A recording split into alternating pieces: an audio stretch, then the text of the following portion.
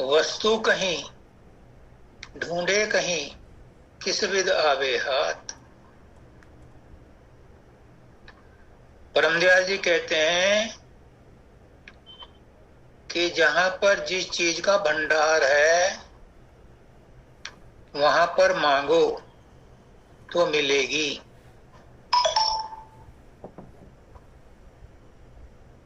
अगर आप गलत जगह पर मांगोगे, गलत जगह पर पुकार करोगे तो वो नहीं सुनी जाएगी। वस्तु कहीं और ढूंढे कहीं, किस विद आवे हाथ। कहे कबीर तब पाइए जब सतगुरु लीना सा, भेदी लीना सा।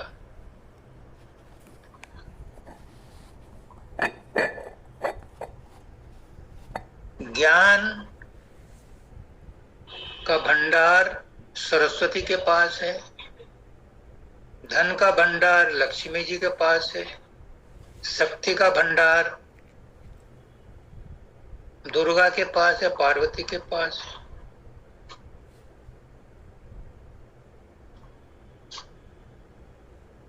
खुशियों का, रिद्धि सिद्धियों का भंडार गणेश जी के पास है। आत्मा का ज्ञान शिव शंकर के पास है। संसार की उठापटक ब्रह्मा जी के पास है। जहां पर जिस चीज का भंडार है वहां मांगोगे तो मिलेगा। अब आप पत्नी को घर में ढूंढ रहे हैं, पत्नी गई है पड़ोस में, तो कैसे मिलेगी? जहां है वहां उसे पुकारो तो मिलेगी।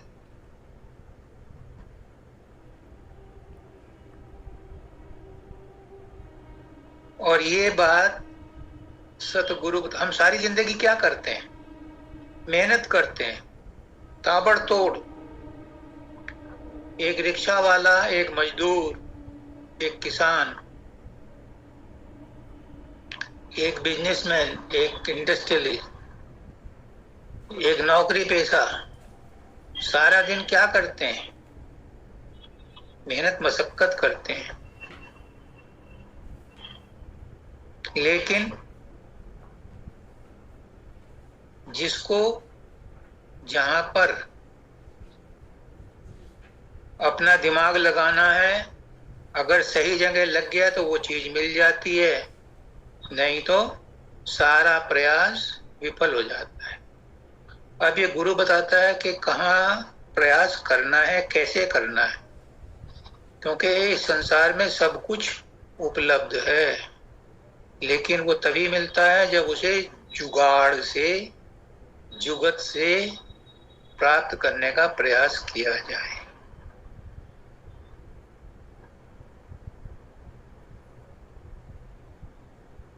अब बच्चे पहले दंड बैठक लगाते थे अखाड़ों में, अपनी मर्जी से खूब करते थे। आज भी, आज दंड बैठक नहीं लगाते, आज व्यायाम करते हैं, आज योगा करते हैं। अगर वो टीचर के द्वारा नहीं किया गया, किसी के मार्गदर्शन में नहीं किया गया, तो वो उतना फल नहीं देता।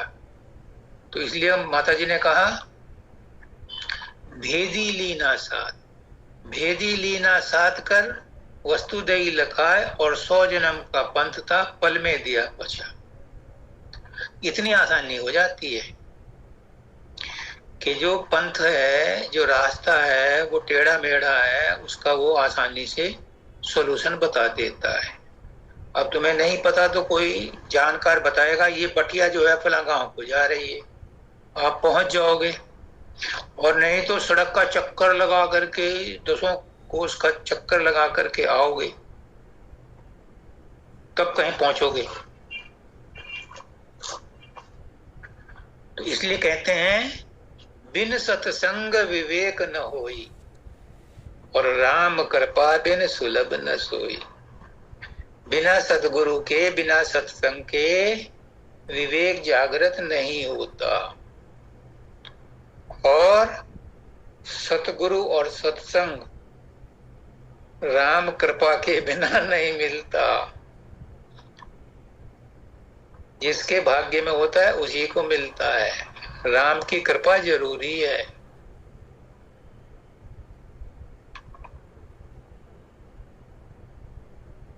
राम कृपा बिन मिले न संता, और बिन संत दुख का नहीं अंता। और संत अगर नहीं मिलता तो दुखों का अंत नहीं होता। विभीषण कहता है हनुमान जी को देख करके लंका में, अब मोहि भा भरोस हनुमंता, बिन हरि कृपा मिले नहीं संता। अब मुझे यकीन हो गया है कि राम ने कृपा करके अपना दूत भेज दिया, इसका मतलब अब राम भी मिलेंगे। जब ऐसा विश्वास हो जाता है, जब ऐसी प्रेरणा मिल जाती है अंदर में, तो फिर सब काम आहिस्ते आहिस्ते सुलझ जाते हैं। ये कठिन मार्ग नहीं है। अध्यात्म का मार्ग बहुत सरल है, कठिन तो इसे बना दिया गया है।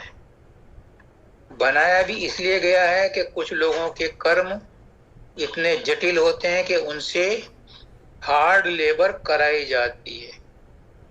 लेकिन सबसे नहीं कराता गुरु, सबको एक लाठी से नहीं हाँकता। किसी को सेवा देता है, किसी को प्रेम देता है, किसी को भजन पढ़ने को कहता है, किसी को जूतों की सेवा देता है, किसी को किचन की सेवा देता है, किसी को सुमरन ध्यान की सेवा देता है, किसी से कठोर श्रम करवाता है। क्यों? ताकि उनके कर्म कट जाएं। कर्म काटने के लिए, मन को शुद्ध करने के लिए, मन को निर्मल करने के लिए, मन को एकाग्र करने के लिए जब तक संयम, नियम, धारणा, ध्यान, समाधि लगवाई जाती है, वरना आत्मा का ज्ञान प्राप्त करने के लिए या परमात्मा से मिलने के लिए कोई जरूरत नहीं है इन हटकंडों को अपनाने की। आज द्विवेदी जी का प्रश्न नहीं लिया जाएगा, उसमें यही बात बतानी थी, लेकिन फिर भी समझ लो कि जो भी आपसे प्रयास कराया जाता है वो आपके मन को शुद्ध करने के लिए, आपकी अकड़ को ठीक करने के लिए, मन को नियंत्रण में लाने के लिए कराया जाता है। सुमरन क्यों देता है गुरु? सुमरन से मन वश में आता है। ध्यान क्यों बताते हैं गुरु? ध्यान से मन एक जगह टिक जाता है।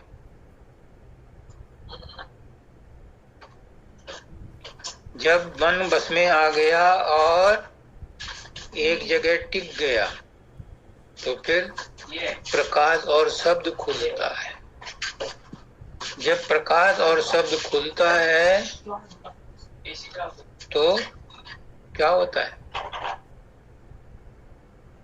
फिर ऊपर की चढ़ाई शुरू होती है, मन शांत होना शुरू होता है। मन की शांति जरूरी है।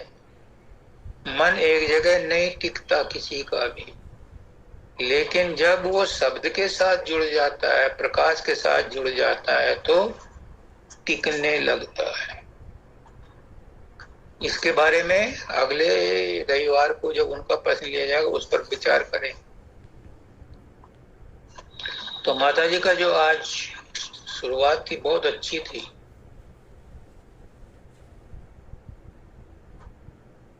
कि हर काम में एक साथी ले लो, एक कंपेनियन ले लो, और अगर गुरु मिल जाए तो उससे आपका काम आसान हो जाता है। आज जयश्री जी का प्रश्न है, ये बहुत मार्मिक प्रश्न है, प्रश्न नहीं है, जिज्ञासा है।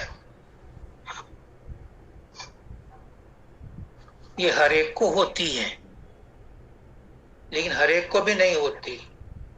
ये उनको होती है जिनके अंदर तड़प है और वो महसूस करते हैं कि समय बीतता जा रहा है और तड़प हमारी अभी शांत नहीं हुई है।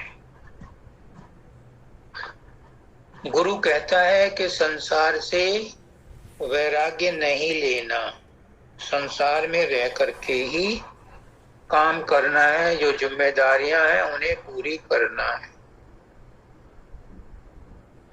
लेकिन सब काम करते हुए, सब दायित्वों का निर्वाह करते हुए किसी से चिपको मत, बस यहीं में चूक हो जाती है।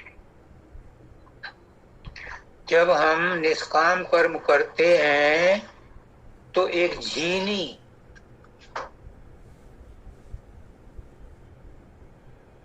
कामना पैदा हो जाती है, ये बट नेचुरल है। बहुत लंबे समय तक जब ये चलता है तो वो झीनी कामना गुरु की कृपा से दूर होती है, वरना निष्काम कर्म करते हुए भी एक झीनी कामना, झीनी वासना पैदा हो जाती है कि मुझे मुक्ति मिलेगी या मुझे मेरे घर का काम ठीक चलेगा। बस यही कामना जो है वो अड़चन बन जाती है। इनका जिज्ञासा है, बहुत मिल रहा है, बहुत मिला है।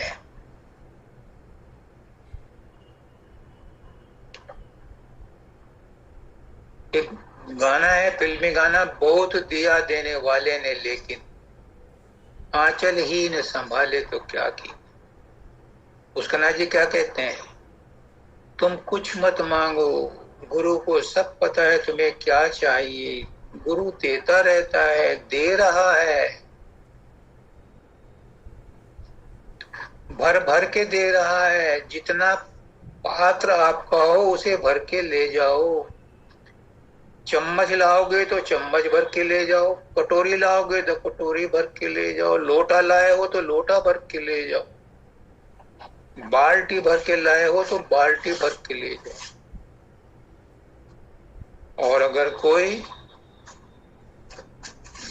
मुझ जैसा पागल है तो वो उसी में डुबकी लगा देता है कि मुझे ले जाने की जरूरत ही नहीं, मैं तो यहीं पड़ा, और वो उसी सागर में, गुरु के प्रेम में वहीं लोटपोट हो जाता है। तो गुरु के पास कुछ कमी नहीं है। स्वामी जी महाराज कहते हैं, मालिक के दरबार में कमी काहू की नाही, बंदा मौज न पावहीं चूक चाकरी माही। उसकी तो मौज बरस रही है, बहुत कुछ दे रहा है, रात दिन दे रहा है, हर घड़ी हर पल दे रहा है। तुम क्या दोगे गुरु को, तुम क्या दोगे परमात्मा को? उसी ने तो सब कुछ तुम्हें दे रखा है। एक भजन है कि बछड़ों का दूध तुम्हें कैसे पिलाऊं, वो तो बछड़ों का झूठा है। फूल माला तुम्हें कैसे पहनाऊं, ये तो आपकी बनाई हुई है। मेरी ऐसी क्या चीज है जो मैं आपको अर्पण करूं? कितना अच्छा भाव है। सब कुछ तो उसी का दिया हुआ है, और फिर भी हम कंजूसी करते हैं उसका ही, उसको अर्पण करते हुए। कहते जरूर हैं, पुष्करनाथ जी भी कहते थे कि आप कहते तो हो तेरा तुझको अर्पण क्या लागे मेरा, लेकिन जिस दिन तुम्हें इस बात की, इस लाइन का मतलब समझ में आ जाएगा, तुम कहना भूल जाओगे। तेरा तुझको अर्पण, जब सब कुछ मेरा है तो अर्पण करने वाला तू कौन है? दूसरी बात, जब मैं तुझसे छीन करके किसी और को देता हूं तो क्यों चिल्लाता है? मेरा है मतलब नहीं समझे थे। बस यूं ही रट लिया था। वो कहता है कि जब मेरा है मैंने किसी दूसरे को दे दिया तो तुम्हें क्यों मिर्ची लगी। एक सेठ जी थे, उन्होंने मकान बनवाया, उन्हें जल्दी थी, तो जो मजदूर थे उनको जो मजदूरी दे रहे थे, नए मजदूर और रख लिए, उनको डबल तनख्वाह दे दी। जब काम अभी खत्म नहीं हुआ तो फिर और मजदूर रख लिए, उनको बाद वालों से भी 1.5 गुनी दे दी। जब फिनिशिंग टच आ गया तो 2 दिन में और मजदूर रखे, उनको 5 गुनी सैलरी दी। अगले दिन 10 आदमी और रखे, उनको 10 गुनी सैलरी दी। और शाम को 4 बजे 4 मजदूर और आ गए, उन्हें 20 गुनी सैलरी दी। तो जो पहले मजदूर काम कर रहे थे उन्होंने कहा ये तो बड़ा नाइंसाफी है। तो मालिक कहता है कि तुम्हारी जो तय हुई थी तुम्हें मिल गई। हाँ, उतने तो मिल गई, तो मैंने दूसरों को क्या दिया इसकी तुम्हें क्यों तुलना करो। मेरा धन है, मैं जिसको चाहे जितना लुटाऊं, तुम उसकी तुलना क्यों करते हो। अब काम तो उन्होंने हमारे साथ ही किया, फिर हमें कम क्यों दिया, उनको ज्यादा क्यों दिया। सेठ ने कहा कि ये मेरी मर्जी है, मैं अपना काम कराने के लिए अगर एक्स्ट्रा पैसा खर्च करता हूं, तुम्हारे पैसे से तो नहीं दे रहा मैं उनको। अगर इस बात को तुम गुरु की बात को मान लो या परमात्मा की बात को मान लो, तो मुझे क्या मिल रहा है और पड़ोसी को क्या मिल रहा है। तुम क्यों चिंता करते हो, तुम्हें जो चाहिए तुम्हें मिल रहा है, पड़ोसी को जो चाहिए पड़ोसी को मिल रहा है। अब हर आदमी तो मोदी नहीं हो सकता। कोई कहने लगा हर मंत्री के मुझे मोदी बना, प्रधानमंत्री बना दो, तो नहीं हो सकता। उसकी मर्जी है, वो जिसे जो चाहे। फिर जिससे छीन करके किसी दूसरे को दे दे, उसे फिर अफसोस किस बात का। अगर मनमोहन सिंह से लेकर के कुर्सी मोदी को दे दी तो इसमें अफसोस की क्या बात है, एक दिन मोदी से भी छीन जाए। कहने का मतलब ये है कि हमें बहुत कुछ दे रहा है, हमें उसी में तसल्ली करनी चाहिए। दूसरों को क्या मिल रहा है क्या नहीं मिल रहा है, दूसरों की थाली में हमें पकवान नजर आते हैं, ये तो कोई परमात्मा से मांगने का तरीका नहीं।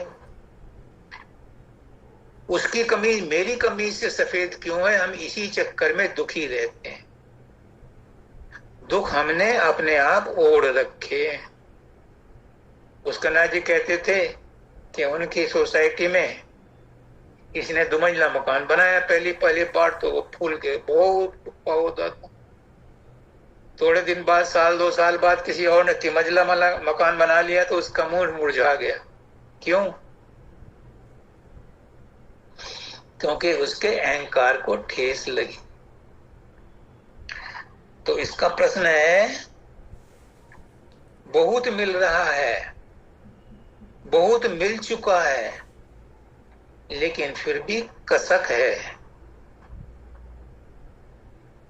जी नहीं भरा, तसल्ली नहीं हुई, जो चीज मिलनी थी वो नहीं मिली। बहुत कुछ मिला लेकिन जिस चीज की तमन्ना थी वो नहीं मिली। भय मिश्रित पीड़ा है और डर है। डर किस बात का? कि देर हो रही है।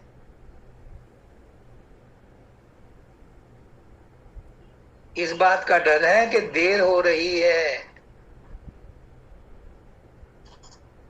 और पीड़ा भी इसी बात की है कि जो दिया वो भी नहीं संभला, और जो मिल रहा है उसकी भी अभी इम्पोर्टेंस पता नहीं चली, वो भी संभाल के नहीं रखा। ऐसा क्यों होता है? इसका कारण जानना चाहते हो? मैं भी 4 दिन से यही कोशिश कर रहा हूं।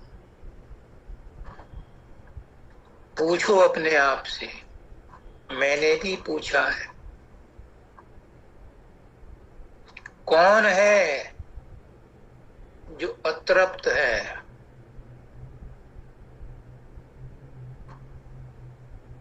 कौन है जिसको कमी महसूस हो रही है? कौन है जो कह रहा है बहुत मिला? कौन है जो कह रहा है अभी कसक बाकी है? कौन है? मैं स्पष्ट कर दूं, जो मेरा अनुभव है, ये डिस्कशन आत्मा के साथ नहीं हो रहा।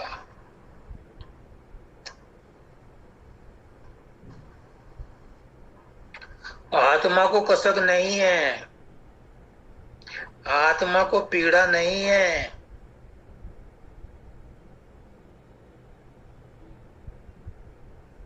आत्मा से चूक नहीं हो रही। कौन है जो ये क्वेश्चन पैदा कर रहा है? 4 दिन से मैं भी ढूंढ रहा था। पता चला ऐसी कोई चीज है ही नहीं। ये अंतःकरण है, ये मन है जो ये सब ऑप्शंस दिखा रहा है, सारी सिचुएशन क्रिएट कर रहा है, और ये रियल नहीं है। मेरा तो अनुभव यही बोला 4 दिन में। आज मैं हंसता हुआ नजर आ रहा हूं, क्योंकि मुझे ये रियलिटी खुल गई। जो ये प्रश्न कर रहा है, जो ये भय दिखा रहा है, जो अपने आप को अधूरा बता रहा है, ये अंतःकरण है। और अंतःकरण सत्य नहीं है, सत्य एक ही है। सतगुरु नाम ठिकाना है, उसका नाम जी बहुत अच्छा कहते हैं। सत्य एक ही है, वही परमात्मा है, वही गुरु है, वही शब्द है, वही प्रकाश है, वही आत्मा है, वही परमात्मा है। बस वो एक ही है, उसके अंदर कोई दुविधा नहीं है, उसके अंदर कोई दुचिताई नहीं है। दुचिताई किसमें है? कमी किसमें नजर आ रही है?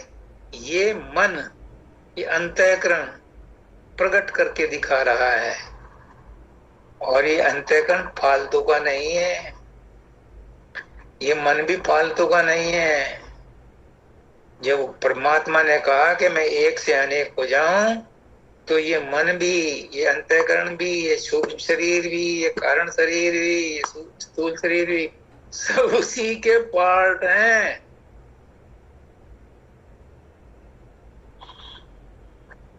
खोलो अपने दिमाग की खिड़की, ये सब उसी के पार्ट हैं। जब उसके पार्ट हैं तो फालतू की चीज नहीं है। हाँ, एक चीज समझ लो, ये असत्य हैं लेकिन विद्यमान हैं। ये असत्य हैं लेकिन विद्यमान हैं। माया विद्यमान है, यद्यपि परमानेंट नहीं है, पर है। और उसी की बनाई हुई है। एक भेद है जो मैं आपको बताना चाहता हूं। अगर आज समझ में आ गई, आज ही बेड़ा पार है। मेरी भी आज ही समझ में आई है, ताजी ताजी बात है।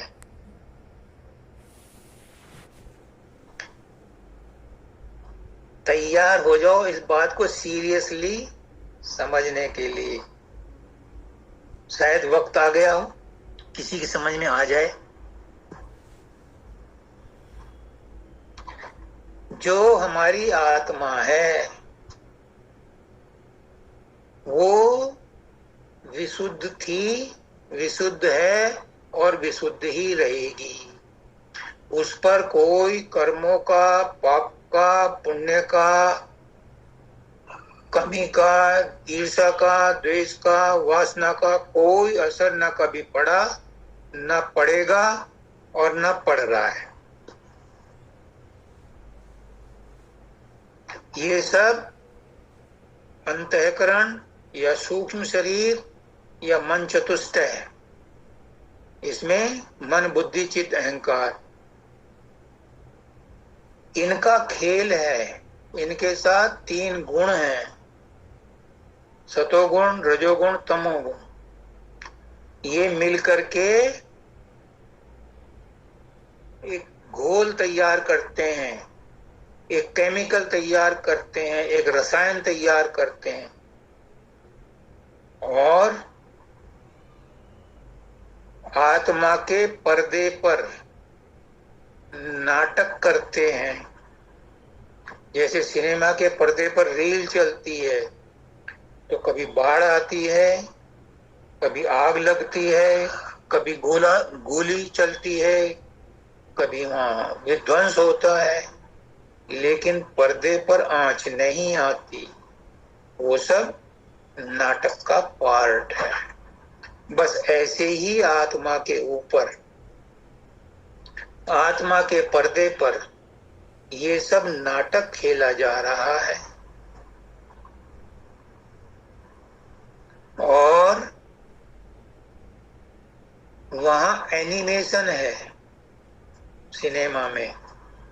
यहाँ पर रियल लाइफ में, क्योंकि हम सांस लेते हैं, तो यहाँ आत्मा को मजबूर कर दिया जाता है सोचने के लिए कि तुझसे गलती हुई है, तेरे अंदर कमी है, तूने पाप किया है। और वो अज्ञान के कारण इस बात को मान लेती है, और मान लेती है तो जोरू बन जाती है, यानी फिर वो कमजोर पड़ जाती है और मन उसका हस्बैंड बन जाता है। जबकि मन गुलाम था उसका, लेकिन वो अधिकारी बन जाता है।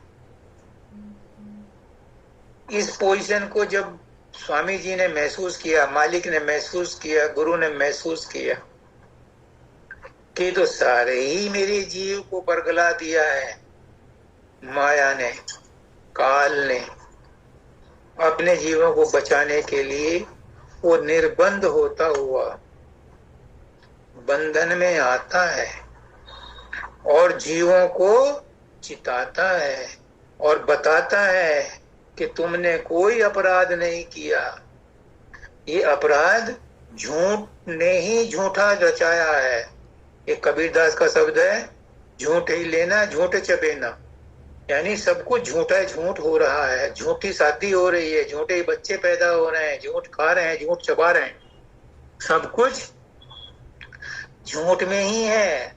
और उस बेचारी सूरत को, उस बेचारी आत्मा को मैस्मराइज कर दिया, पागल बना दिया कि तूने ही किया है। अब वो भी महसूस करने लगी अज्ञान में, तो करने लगी तो फिर वो बंधिया हो गई, बंध गई, और बंध गई तो फिर भुगतो। इसलिए ये अज्ञान ज्ञान से ही नष्ट होता है, पूजा पाठ से नहीं नष्ट होता। ये ज्ञान से ही नष्ट होता है। और ज्ञान गुरु उसी को देता है जिसे वो अधिकारी समझता है। अधिकारी बनाना भी गुरु का ही काम है। हम अपनी मर्जी से अपने बलबूते पर अधिकारी भी नहीं बन सकते।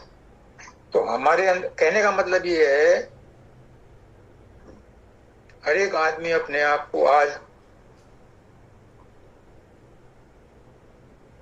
रिवाइज करे, आज अपने आप को रिसेट करे, अपने सोचने के ढंग को आज बदले कि जितनी भी कमियां हमें नजर आ रही हैं ये हमारी आत्मा की कमियां नहीं हैं, ये झूठ मूठ कमियां आत्मा की बताई गई हैं, जबकि आत्मा तो अजर अमर अविनाशी है। उसके ऊपर तो ना गोली का, ना पानी का, ना आग का, ना शस्त्र का किसी का असर नहीं पड़ता। तो फिर इन कर्मों का असर उस पर कैसे पड़ सकता है? मैं झूठ नहीं कह रहा, सोचने का ढंग है। जब सोचने का ढंग बदल जाएगा कि मेरी आत्मा निर्लिप्त है, निश्चल है, निर्द्वंद है, निराकार है, निरपेक्ष है, तो फिर बाकी जो नजर आ रहा है, जो मन में आ रहा है, ये सब असत्य है, ये झूठा है। और झूठे के पैर नहीं होते। तुम तलाश करो अपने आप को कि मन कहाँ है। ये विचार जो अभी आया था, जिसने मुझे हिला के रख दिया, ये कहाँ है? नहीं मिलेगा अंदर में विचार, क्योंकि वो है ही नहीं। वो तो हवा का गुब्बारा है। जब तक हम उसको सच मानते हैं, उसके साथ खेलते हैं। मुझे मानव दयाल जी कहते थे कि Rajesh, you can't stop bad feelings from coming in. तुम बुरे विचारों को आने से नहीं रोक सकते, क्योंकि ये तो जन्म जन्मांतरों से इंग्रेडिएंट हैं, संस्कार पड़े हुए हैं, ये तो आएंगे। But you can do one thing, don't allow them to stay there. उन्हें वहां टिकने मत दो। अगर वो टिकेंगे नहीं तो उसका संस्कार तुम्हारे मन पर नहीं पड़ेगा, दोबारा से कर्म नहीं बनेगा। और अगर तुम बार बार उसे याद करते रहोगे तो फिर वो वहां स्टे करेंगे और अगला जन्म भी बर्बाद करके छोड़ेंगे। तो ये कहना कि बहुत मिला है, शुक्रिया अदा करो। बहुत मिल रहा है, उसका शुक्रिया अदा करो, देने वाला वही है। लेकिन फिर भी कसक है। ये कसक किसको है? ये अंतःकरण को है। इस पर बिलीव मत करो।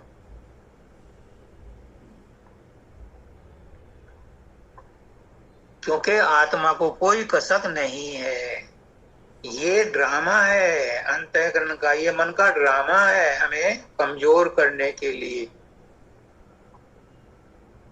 बहुत मिला, अभी और मिलेगा, भाई यही वासना बन जाती है। ये जीनी वासना बन जाती है, देखने में वासना नहीं है। मुक्ति चाहना भी वासना है, मुक्ति की इच्छा भी वासना है। ये भी बंधन बन जाती है, भुक्ति बन जाती है, भोगनी पड़ती है। इसलिए हमारे कहते हैं कि मुक्ति की नहीं चाह मन में भक्ति प्यारी। भक्ति जो है ये निर्मल है, ये आत्मा का स्वभाव है। करी मन से जाती है। देखो मजेदार कॉम्बिनेशन है। भक्ति मन से करी जाती है, लेकिन भक्ति आत्मा का स्वभाव है। प्रेम करने के लिए जो भी हम साधन अपनाते हैं, प्रेम करने के लिए जो भी हम कुछ करते हैं ये सब मन के द्वारा कराया जाता है, लेकिन ये प्रेम परमात्मा का गुण है, आत्मा का गुण है। समाधि, ध्यान, सुमरन, भजन सब कुछ मन के द्वारा ही कराया जाता है, मन ही करता है, लेकिन ये आत्मा का गुण है। इसलिए जब आत्मा का साक्षात्कार होता है तो मन वहां नहीं रहता। कहाँ जाता है? मन आत्मा में ही मिल जाता है। तो मन के दो रूप हो गए, एक बाहरी, एक भीतरी। जो बाहरी रूप है वो कसक है, वो भय मिश्रित पीड़ा है, कहीं चूक हो रही है, ये बाहरी मन कह रहा है। और जब बाहरी गुरु शिष्य को अंदर में गुरु का रूप दिखा देता है, कहाँ दिखाएगा वो? त्रिकुटी में। त्रिकुटी में गुरु का ठाम है, धाम है। जब त्रिकुटी में पहुंचा देता है बाहर का गुरु अंदर वाले गुरु को, तो मन क्या करता है? मन आत्मा में ही जाता है, फिर वो सुमन बन जाता है। अभी कुमन है वो, फिर वो सुमन बन जाता है। और जब वो सुमन बन जाता है तो मदद करता है। फिर ऐसी भावना नहीं आती कि कसक और तड़प जरूरी है, लेकिन कसक और तड़प इसको बाहरी मत बनाओ। बाहरी बोलने से, बाहरी करने से ये बंधन बन जाती है। आत्मा को तड़प नहीं होगी, आत्मा तो निर्लिप्त है, लेकिन उस सुमन मन को तड़प होगी। वो जो अंदर में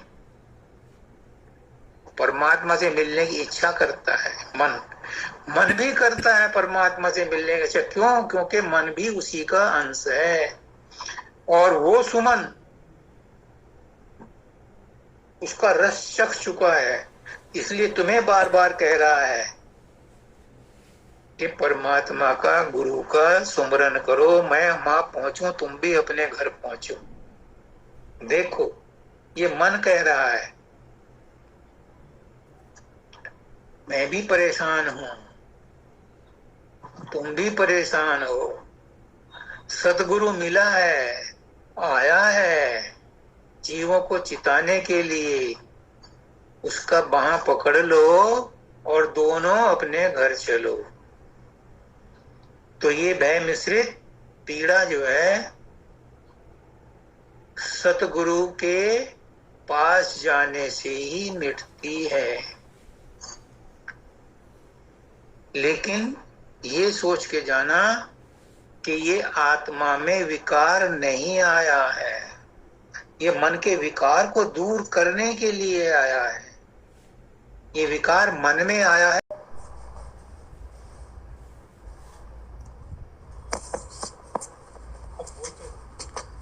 वो पर्दों में छिपा बैठा है। कौन से पर्दों में छिपा बैठा है? वो हमारे 5 कोश हैं, मन चतुष्टय है, 5 महाभूत हैं, इन सब में वो छिपा बैठा है। तो गुरु कहता है कि इनको अनकवर करो, इनको निकालो। उस परमात्मा को देखने के लिए अपने अंदर घुसो। अंदर घुसने का तरीका गुरु ही बताता है।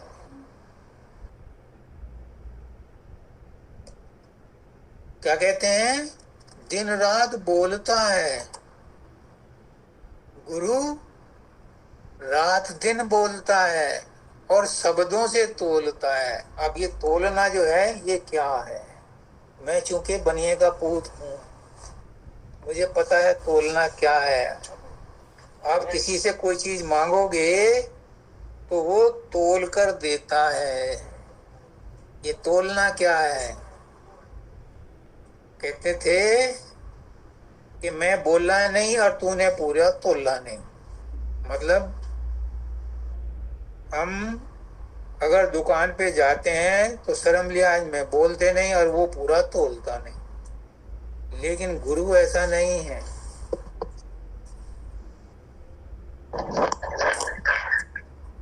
गुरु ऐसा नहीं है, गुरु निस्वार्थ होता है, गुरु पूरा तोलता है, बल्कि सवाया तोलता है। कबीरदास जी कहते हैं, गुरु कर ले आप समान, पारस तो कंचन करे, गुरु कर ले आप समान। तो गुरु अपने समान ही करता है, वो दर्दे दिल से सत्संग देता है, हमारी समस्याएं सुनता है, हमको समझाता है, अपने आप कष्ट उठा करके हमारी समस्याओं को सुलझाता है। माँ अपने आप गीले में सोती है, बच्चे को सूखे में रखती है। गुरु भी हमारी माँ है, गुरु भी हमें हर तरह की सुविधा देता है।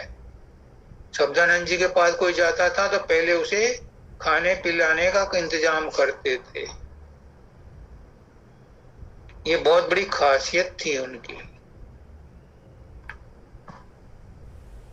मुझे पुष्करनाथ जी कहते थे कि राजेश, कोई आता है तो उसे जबरदस्ती ज्ञान देना शुरू करता है, उसे भूख भी है कि नहीं ये तो समझ ले। इसलिए अब उन्होंने क्या किया कि जिसका प्रश्न होगा उसका उत्तर दिया जाएगा, यानी उसको उस प्रश्न की भूख है। तो मेरी जो एक्स्ट्रा ऑर्डिनरी एक्टिविटीज थी वो उन्होंने रेस्ट्रिक्ट कर दी। ये गुरु बेहतर जानता है कि किसको कैसे चलाना है, किसको कैसे ज्ञान देना है, किसको कैसे बेड़ा पार करना है। तू ढूंढ कर गए उनको, वे नहीं छोड़ेंगे तुम। पुष्करनाथ जी कहते हैं, सबका गुरु पहले से तय है। तुम अगर गुरु करने जाओगे तो कहीं गलत जगह फंस जाओगे। अगर गुरु करना है तो अपने अंदर 4 क्वेश्चन पैदा करो। मैं कौन हूं, कहां से आया हूं, क्यों आया हूं और कहां जाना है। जब इन प्रश्नों का उत्तर ढूंढने के लिए तुम तड़पोगे तो तुम्हें कोई ना कोई मार्ग ऐसा मिल जाएगा कि आपको आपके प्रश्नों का उत्तर मिल जाएगा। समझ लेना, वही तुम्हारा गुरु है, वही तुम्हारे प्रश्नों का उत्तर देने के लिए मालिक ने भेजा है। इसलिए तुम ढूंढने जाओगे तो नहीं मिलेगा। मालिक जब चाहता है तो कोई ना कोई बहाना ऐसा बना देता है कि आपको गुरु के दर्शन, गुरु का ज्ञान, गुरु का मार्गदर्शन मिल जाता है। बस उसी को गुरु मान ले। फिर मैंने बोला कि वो सच्चे दाता हैं और तेरे पितु और माता हैं। गुरु माँ भी है और पिता भी है। गुरु दर्द दिल रखता है, क्यों? क्योंकि आया ही इसलिए है, उसे उसका अपॉइंटमेंट ही इसीलिए किया है कि दीन दुखियों को जाकर के उनके दर्द को, उनकी कठिनाइयों को सुनो और उनका हल निकालो, उनको उस मुसीबत से आजाद करो। ये उसका काम है।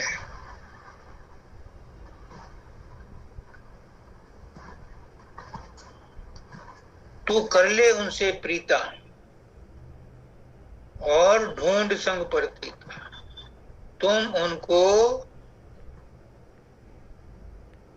प्रेम करो।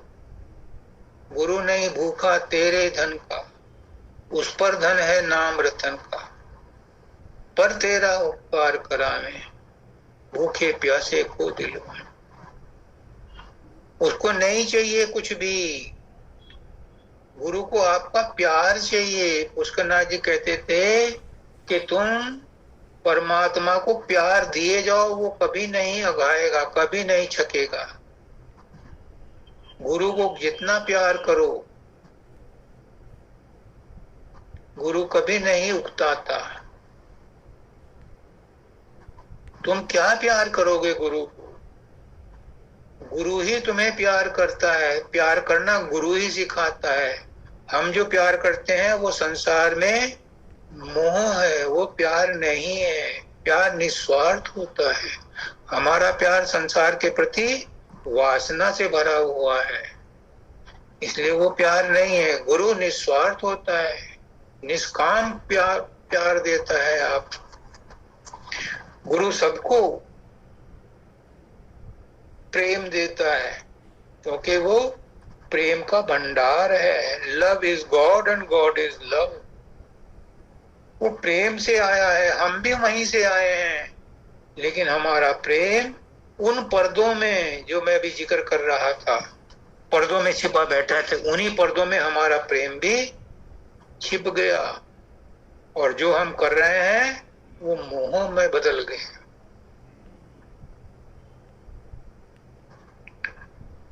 छवि उनकी हृदय धरना, नहीं काम क्रोध में जलना। छवि उनकी हृदय में धरना, ये है अध्यात्म। क्या पुष्करनाथ जी कहते थे कि परमात्मा को प्रेम करो, तो वो कहते थे कि आप मुझसे कहोगे लाओ जी परमात्मा हमारे सामने, तो हम उससे प्रेम करें, तो मैं कहां से परमात्मा लाऊंगा। ये भी कह रहे हैं कि छवि उनकी हृदय धरना। अब कौन सी छवि धरोगे? उसका तो कोई रंग रूप ही नहीं है, और सभी रंग रूप उसके हैं, तो किस किस की छवि धरोगे? किस किस को प्यार करोगे? एक गाना है, वो किस किस से प्यार करूं। तो वो कहते हैं पुष्करनाथ जी कि जो तुम्हारे इर्द गिर्द हैं, जो तुम्हारे फैमिली में हैं, जो तुम्हारे नजदीक हैं, उनसे प्रेम करो। फिर वो प्रेम बढ़ते बढ़ते बाउंड्री पार करेगा, फिर मोहल्ले में करो, फिर सोसाइटी में करो, लेकिन कहां तक करोगे? वो कहते हैं कि जो गुरु है परमात्मा का साक्षात रूप, उससे प्रेम करो। वो प्रेम परमात्मा तक पहुंच जाएगा, वो तुम्हारे प्रेम को परमात्मा तक पहुंचा देगा। गुरु एक तरफ संसार में रहता है, दूसरी तरफ परमात्मा से जुड़ा रहता है, तो वो परमात्मा से दात रिसीव करता है और आपको देता है, और आपकी डिमांड को यहां से लेकर के वहां तक पहुंचाता है। वो ट्रांसफॉर्मर का काम करता है। आप उससे जुड़ जाओ तो वो आपको आपकी जरूरत के हिसाब से सब कुछ देता रहता है। अभी भी दे रहा है, लेकिन अभी सामान्य रूप में दे रहा है।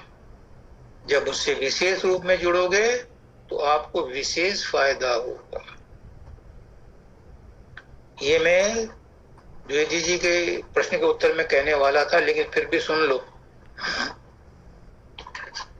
विशेष रूप से उसी को मिलता है गुरु का आशीर्वाद, परमात्मा की दया विशेष रूप से उसी को मिलती है जो कुछ विशेष करता है। जो सामान्य रूप से परमात्मा को याद करते हैं, उनको परमात्मा सामान्य रूप से ही देता है। गुरु भी सबको आशीर्वाद देता है, सबको प्रेम करता है, लेकिन वो सामान्य रूप में है। विशेष रूप में उन्हीं को करता है कि जो उससे विशेष रूप से जुड़ जाते हैं। कहते हैं कि अपना कीड़ा दे, यानी तुम्हारे पास एक्सचेंज करने को क्या है। एक हाथ से ताली नहीं बजती, जब आप दोनों हाथ लगाते हो तो ताली बजती है। जब तुम भी प्रेम करोगे गुरु से, तो फिर गुरु का प्रेम रंग लाएगा। रंग लाती है हिना पत्थर पे घिस जाने के। जब घिसोगे अपने आप को, मेहंदी को जितना रगड़ते हैं पत्थर पे, उतना ही रंग चढ़ता है। ऐसे ही जितना तुम रंगोगे गुरु के रंग में, फिर गुरु का रंग भी तुम्हारे ऊपर उतना ही चढ़ेगा। चढ़ो मजीठा रंग, फिर मजीठा रंग चढ़ जाता है।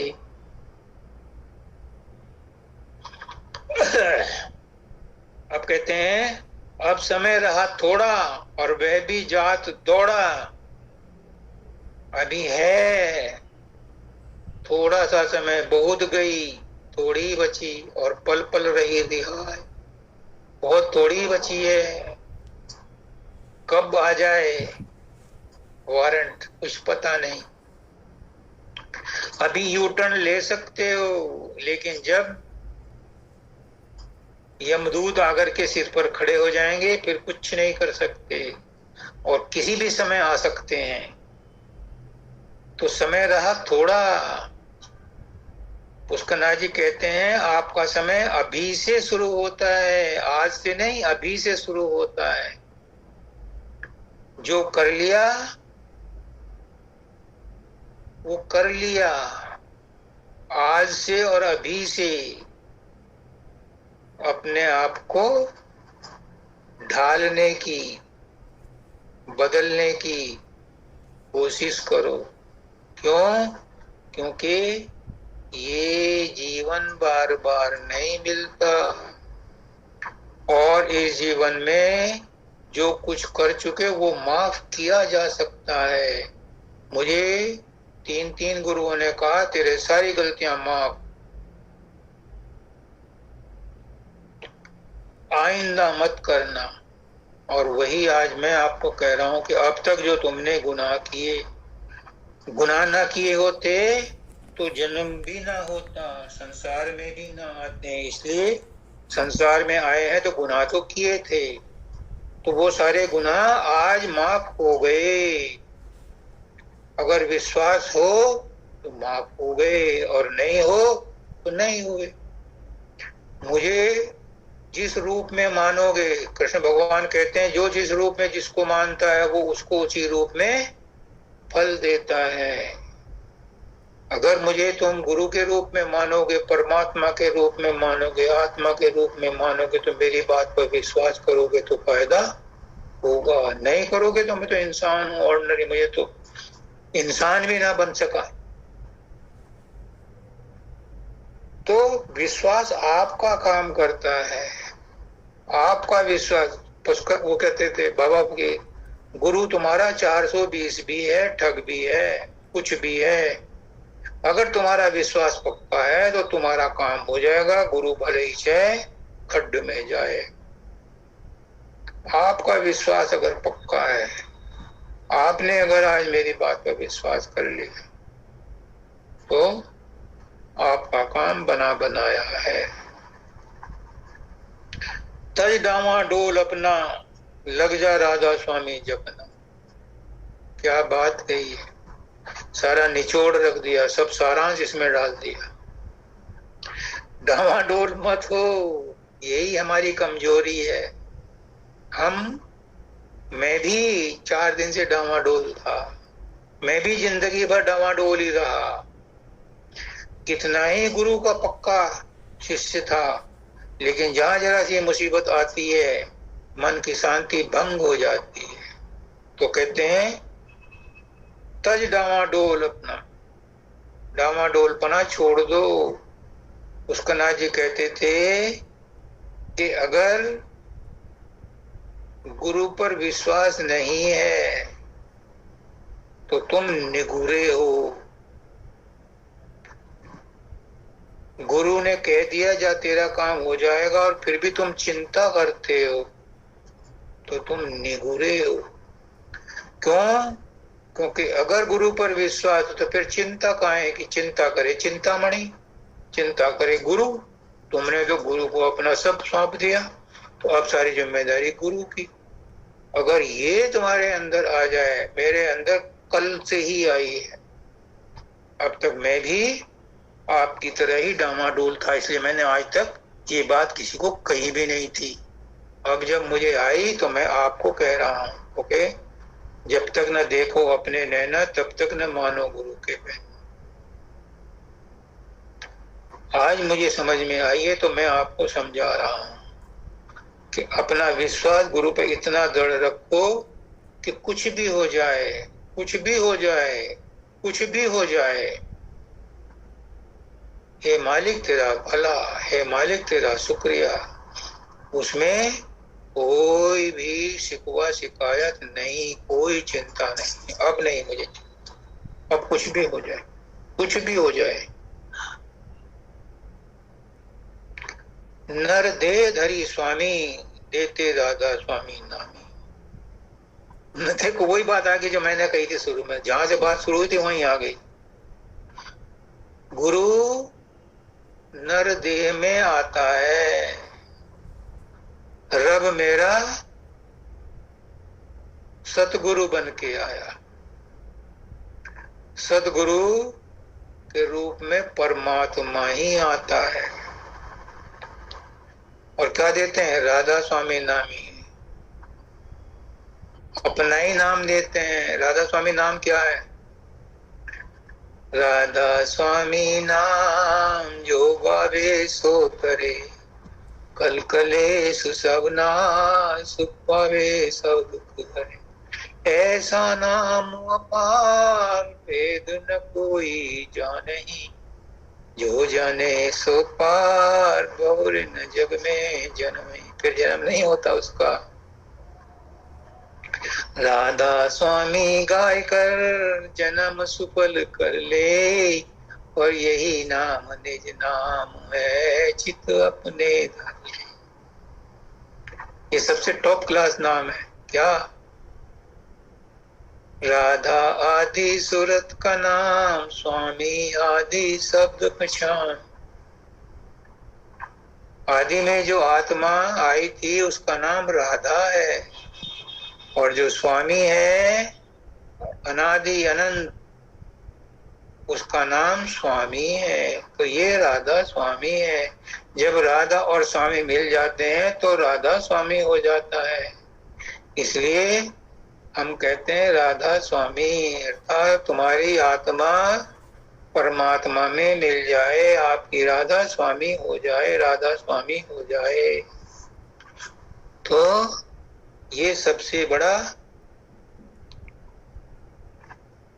गिफ्ट देता है हमें गुरु। अपना ही नाम देता है, अपनी जात का नाम देता है, हमारा नाम पता बता देता है। हम अपना नाम पता भूले हुए हैं।